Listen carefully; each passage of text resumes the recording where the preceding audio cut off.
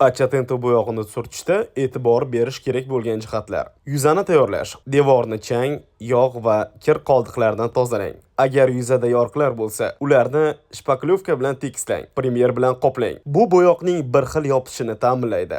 Asboblarni tanlash. Spatula, cho'tka yoki maxsus valikdan foydalanish. Ishlatishdan avval barcha asboblarni toza holga keltiring. Bo'yoqni tayyorlash. Bo'yoqni yaxshilab aralashtiring. Bir xil mustahkamlik hosil qilish uchun suv qo'shmang. Bir xil surtish. Bo'yoqni yupqa qatlam bilan bir xil yo'nalishda surtish kerak. Chiziqlar hosil bo'lmasligi uchun bosimni bir xil ushlang. Ikkinchi qatlam. Birinchi qatlam to'liq qurigandan keyin ikkinchi qatlamni surting. Qatlamlar orasida kamida 4-6 soat vaqt bering. Yorug'lik burchagini hisobga olish. Bo'yoq yorug'likka qanday ta'sir qilishini kuzating. Yorug'lik tushish burchagiga qarab yo'nalishni tanlang. Xona harorati va namligi. Ideal harorat 25, ideal harorat -25, ideal harorat 20-25 gradus. Namlik esa 40-60% bo'lishi kerak. Qattiq quyosh nuri yoki shamoldan saqlaning. Yuzani himoya qilish. Qurigan bo'yoqni suv va kimyoviy moddalar bilan artmang. Yuzani tozalash uchun quruq,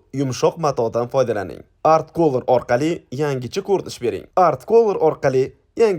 bering.